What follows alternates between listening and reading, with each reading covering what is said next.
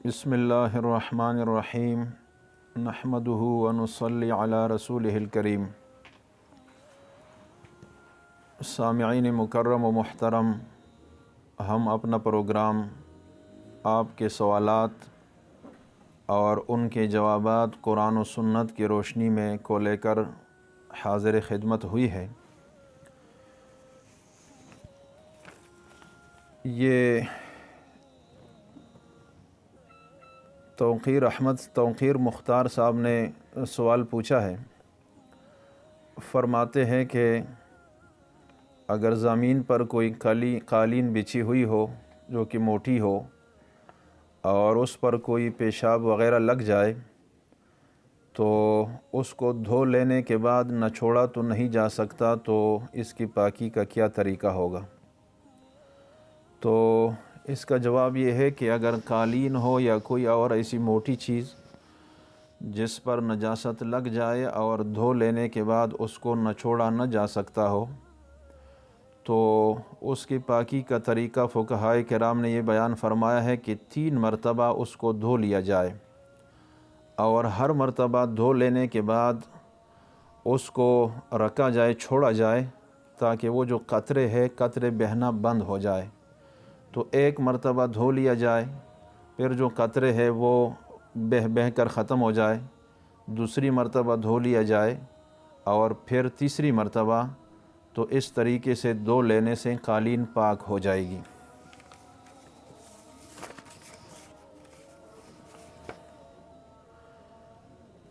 یہ عباد الرحمن صاحب نے ایک سوال کیا ہے۔ فرماتے ہیں کہ عام طور پر گھروں میں اور آس پڑوس میں کبھی کسی چیز کی ضرورت پڑتی ہے تو ایک گھر والے دوسرے سے لے لیتے ہیں ادھار، مثلا کوئی گھی لیا یا کوئی چینی ہے یا کوئی آٹا لیا ہے، تو بعض لوگ یہ کہتے ہیں کہ اس طرح آٹا یا چینی یا گھی لے لینا یہ جائز نہیں ہے، تو اس کے بارے میں شریعت کی رہنمائی کیا ہے؟ تو اس کا جواب یہ ہے کہ اس طرح سے معاملات کرنا یا کسی گھر سے چند دنوں کے لیے یا کچھ ضرورت کے موقع پر کوئی چینی لینا یا آٹا لینا یا کوئی اور چیز لینا یہ بالکل جائز ہے۔ البتہ اس میں یہ اہتمام ہونا چاہیے کہ جس وقت چینی یا کوئی آٹا لیا جا رہا ہو تو اس کی مقدار معلوم ہو۔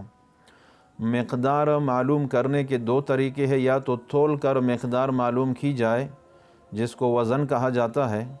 اور یا کھیل سے یعنی کسی مخصوص برتن میں ڈال کر اس کو معلوم کیا جائے جس کو کھیل کہتے ہیں۔ تو اس طریقے سے اگر ہم مقدار معلوم کر کے کوئی چیز کسی گھر سے ایک دوسرے گھر والے لیں گے اور وہ مقدار معلوم ہوگی، تو اس طرح یہ معاملات کرنے میں کوئی مسئلہ نہیں ہے، کوئی حرج نہیں ہے۔ اور اس کی وجہ یہ بیان فرمائی ہے کہ یہ جو معاملہ ہوتا ہے یہ ہے قرض کا، اور قرض کو فقہائے کرام اپنی اصطلاح میں، اپنی زبان میں عقد تبرع کہتے ہیں۔ تو عقد تبرع جو ہے یہ اگر چینی کا چینی کے ساتھ ہو یا آٹے کے آٹے کے ساتھ ہو تو اس میں ادھار جائز ہے،